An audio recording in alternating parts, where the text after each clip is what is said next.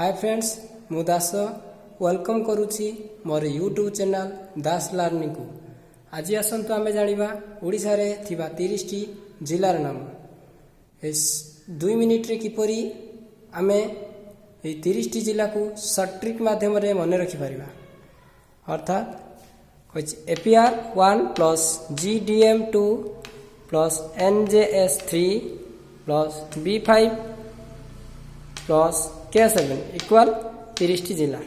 आपण मैंने भावुथे बर्तमान APR 1 plus GDM 2 plus NJS 3 plus बी5 प्लस K7 इक्वाल 30 टी जिला किपरि हला देखिबा।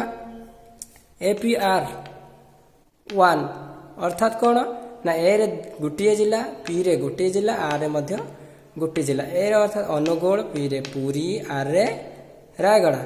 सेहीपरि जीडीएम 2 अर्थात जी रे मध्य 2टी जिला, डी रे 2टी जिला, एम रे 2टी जिला। जी रे गंजाम गजपति, डी रे ढेंकानाल देवगढ़, एम रे मयूरभंज मालकानगिरी। सेहीपरि एनजेएस 3 अर्थात एन रे 3टी जिला, नयागढ़ नवरंगपुर नुआपड़ा।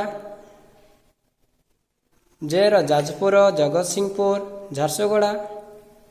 एस रासिला संबलपुर सुंदरगढ़ सुवर्णपुर। सेहीपरि बी5 अर्थात बी रे मध्य 5टी जिला, भद्रक बालेश्वर बौद्ध बलांगीर बरगढ़।